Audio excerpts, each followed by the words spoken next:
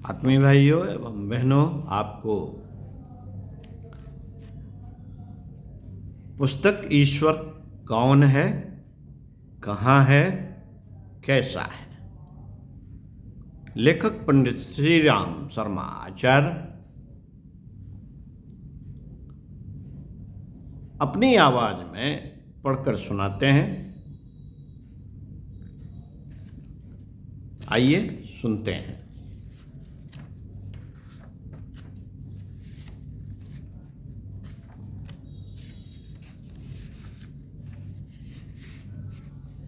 मित्रों, बुद्धि और इंद्रियों की सहायता से हमें विश्व ब्रह्मांड का थोड़ा बहुत परिचय प्राप्त होता है। यह ज्ञान बहुत ही स्वल्प है। इसके अतिरिक्त भी अनेक ब्रह्मांड ऐसे हैं जिनके संबंध में हम भूलोकवासी मनुष्य प्राणियों को कुछ भी ज्ञान नहीं है। समस्त सृष्टि इतनी विस्तीर्ण है कि बुद्धि की वहां तक पहुंच ही नहीं हो पाती। यह महान रचना किसी न किसी निर्माता की कृति है। बिना व्यवस्था के तो हमारे छोटे मोटे काम भी नहीं चलते। फिर इतनी बड़ी सृष्टि का काम बिना किसी संचालन के किस प्रकार चल सकता है? हमारे शरीर के कल पुर्जे बड़ी भारी आश्चर्यजनक उत्तमता के साथ बने हुए हैं। इतना उत्तम यंत्र बनाने में कोई भी विज्ञानवादी अब तक समर्थ नहीं हुआ। चलाने वाले जीव के निकल जाने पर यह बेशकीमती यंत्र भी बेकार हो जाता है। इसका एक भी कल पुर्जा अपना काम नहीं कर पाता। फिर संसार का सारा कार्य जो बिल्कुल नियम पूर्वक हो रहा है, क्या बिना किसी संचालक के संभव है? सूर्य, चंद्र, पृथ्वी, ग्रह, नक्षत्र इतने नियमबद्ध हैं कि कभी एक सेकंड का भी फर्क नहीं पड़ता। दिन के बाद रात होने की श्रृंखला कभी टूट नहीं पाती। बचपन के बाद जवानी, फिर बुढ़ापा आता है। पेड़ों में फूल के बाद फल निकलते हैं। गेहूं के बीज में सिर्फ गेहूं उत्पन्न होता है। ऐसा कभी नहीं होता कि गेहूं से चना पैदा हो या पहले फल आता हो और पीछे फूल निकलता हो। न कभी ऐसा ही होता है कि बच्चा पहले बुढ़ा हो जाए और फिर जवान हो। सारे काम बिल्कुल ठीक नियम से चल रहे हैं। कभी कभी भूकंप, दुर्भिक्ष, अतिवृष्टि, अनावृष्टि, कोरोना आदि ये अनियमितताएं दिखाई पड़ती हैं, पर यह सब एक विशेष नियम के आधार पर ही होता है। उन मूल नियमों के समझने वाले तत्वज्ञानी विवेकवानों को समस्त सृष्टि में एक रंच मात्र भी अव्यवस्था दृष्टिगोचर नहीं होती। इसलिए निसंदेह इस सुव्यवस्था पूर्वक चलती हुई सृष्टि को चलाने वाला कोई अवश्य होना चाहिए।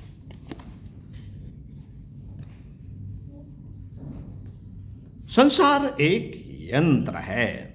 इसका संचालन करने वाली शक्ति को ही ईश्वर कहते हैं। मोटर, जहाज या रेल को बनाने वाला और चलाने वाला कोई विवेकवान मनुष्य होता है। इस सृष्टि को बनाने और चलाने वाली शक्ति ही ईश्वर है। यह ठीक है कि ईश्वर को हम इंद्रियों से अनुभव नहीं कर सकते, तो भी यह कहना अनुचित होगा कि ईश्वर नहीं है। बहुत सी वस्तुओं को हम प्रत्यक्ष अनुभव नहीं करते, तो भी अनुमान के आधार पर उनका अस्तित्व स्वीकार करना पड़ता है। इस समय जिस कलम को हाथ में पकड़कर यह पंक्तियां लिख रहे हैं, उसका कोई बनाने वाला है। यह बात हम इंद्रियों की सहायता से नहीं जान सकते, आंखों से वह दिखाई नहीं पड़ रहा है, तो भी अनुमान यह कहता है कि उसका बनाने वाला अवश्य अवश्य रहा होगा। ईश्वर को छुआ या देखा नहीं जाता, तो भी उसकी कृतियां पुकार पुकार कर साक्षी दे रही हैं कि हमारा रचयिता कोई ना कोई अवश्य है। भौतिक विज्ञानवादी इस शक्ति का नाम प्रकृति बताते हैं, अध्यात्मवादी इसी को ईश्वर कहते हैं। जिन्हें आज अनीश्वरवादी कहा जाता है, असल में वे भी ईश्वर को स्वीकार करते हैं। मतभेद ईश्वर के गुण, कर्म और स्वभाव के संबंध में है। ऐसे मतभेद तो हर संप्रदाय दूसरे संप्रदाय के साथ रखता है। ऐसे मतभेद तो हर संप्रदाय दूसरे संप्रदाय के साथ रखता है, परंतु वह अनीश्वरवादी नहीं कहा जाता। फिर भौतिक विज्ञानवादियों को नास्तिक कहना उचित न होगा। सृष्टि का निर्माण और संचालन करने वाला एक अदृश्य तत्व मौजूद है, इस महान सत्य से कोई भी इनकार नहीं कर सकता। ईश्वर तत्व केवल निर्माण करने वाला और संचालन करने वाला ही हो, सो बात भी नहीं है।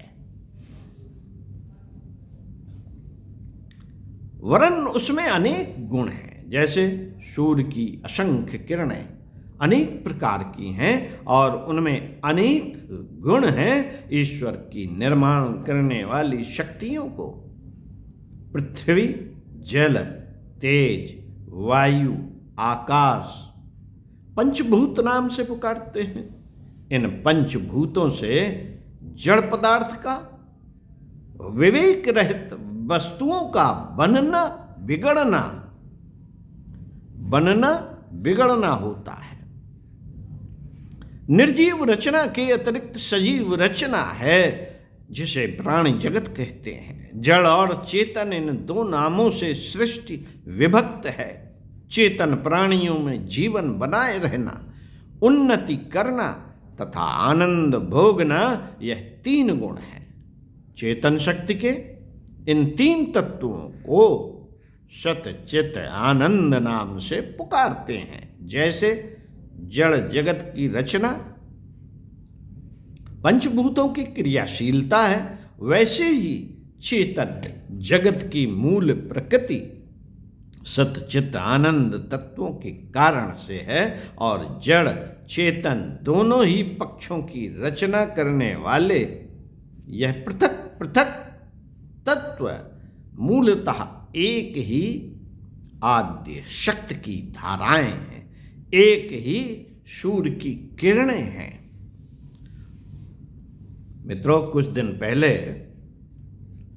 विज्ञानवादी ऐसा समझते थे कि केवल पंचभूतों की एक विशेष प्रकार की रचना में अपने आप चैतन्यता आ जाती है, पर अब विज्ञानवादी अपनी भूल स्वीकार करते जाते हैं। उन्हें यह मानना पड़ रहा है कि जड़ तत्व ही सृष्टिकर्ता नहीं, वरन यह पंचभूत भी एक आद्य शक्ति की धाराएं हैं। वह आद्य शक्ति अंधी, निर्बुद्धि या जड़ नहीं, वरन विवेकवान, फलवान, व्यवस्था रखने वाली, संशोधन करने वाली, संतुलन को ठीक बनाए रहने वाली भी है। सृष्टि को कार्यक्षम रखने वाली, इलेक्ट्रॉन परमाणुओं को सूक्ष्म परीक्षक यंत्रों की सहायता से मालूम कर लिया गया है, पर वे विद्युत परमाणु 25,000 मील प्रति क्षण की द्रुत गति से अपनी धुरी पर कैसे घूम रहे हैं। इस संदेह का समाधान आद्य शक्ति को माने बिना और किसी प्रकार नहीं होता। मित्रों, जैसे अग्नि, वायु आदि स्थूल तत्व सर्वत्र अदृश्य रूप से व्याप्त हैं, उसी प्रकार वह आद्य शक्ति इन जड़ पंचभूतों तथा अन्य चैतन्य तत्वों के भीतर अत्यंत सूक्ष्म होकर विराज रही है। बल्ब को जलाने वाली सूक्ष्म विद्युत शक्ति तार में रहती है। इस विद्युत को बनाने वाली सूक्ष्म शक्ति चुंबक में रहती है। चुंबक में क्रियाशीलता विश्वव्यापक अग्नि तत्व से आती है। एक शक्ति का निर्माण दूसरी सूक्ष्म बीज शक्ति से होता है। पंच तत्वों की भी एक बीज शक्ति है। उस बीज शक्ति के बिना वे भी बेचारे अपना काम करने में समर्थ नहीं हो सकते। अग्नि में गर्मी कायम रखने वाली भी कोई सत्ता है। उस आदि बीज शक्ति को ईश्वर कहते हैं। वह सूक्ष्म से सूक्ष्म है, किंतु उसी के द्वारा बने पदार्थ हमारे चारों ओर फैले पड़े हैं, इसलिए उसे स्थूल से स्थूल भी कहा जा सकता है।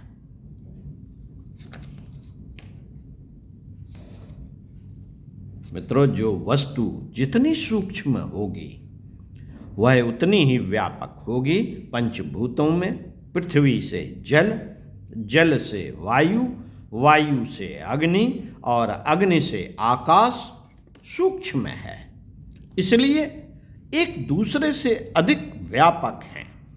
आकाश ईश्वर तत्व हर जगह व्याप्त है, हर जगह व्याप्त है। ईश्वर की सूक्ष्मता सर्वोपरि है, इसलिए इसकी व्यापकता भी अत्यधिक है। मित्रों, विश्व में रंच मात्र भी स्थान ऐसा नहीं जहां ईश्वर न हो। अणु अणु में उसकी महत्ता व्याप्त हो रही है। स्थान विशेष में ईश्वर तत्व की न्यूनाधिकता हो सकती है।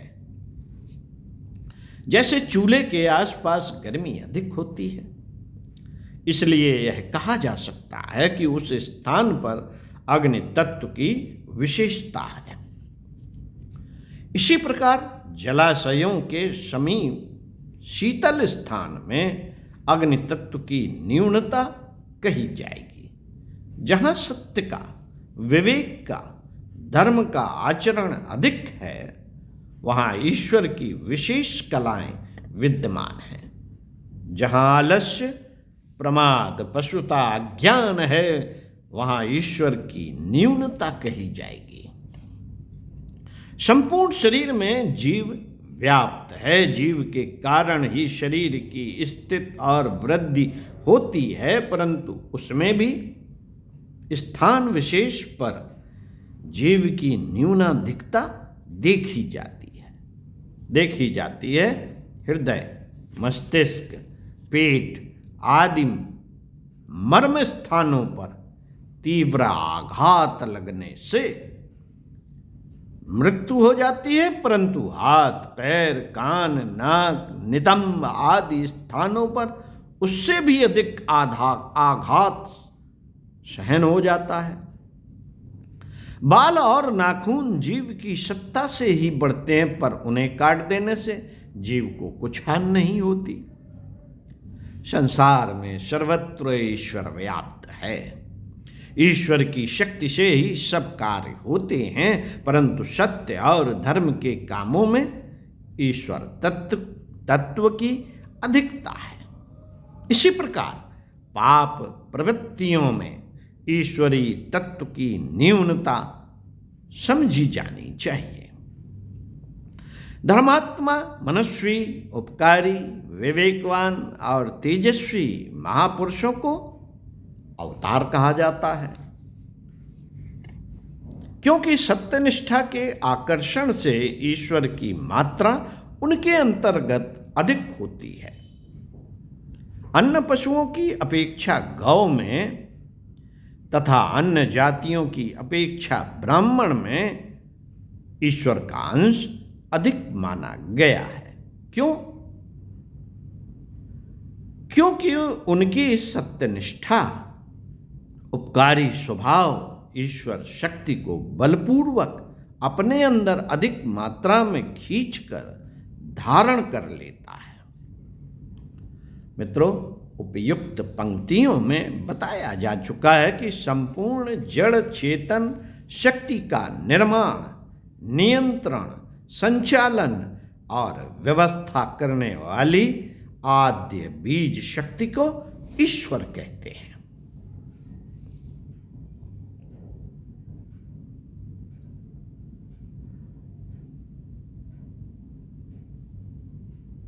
यह संपूर्ण विश्व के तिल तिल स्थान में व्याप्त है, परंतु सत्य की, उपकार की, विवेक की, कर्तव्य की जहां अधिकता है वहां ईश्वरीय तत्व अधिक हैं।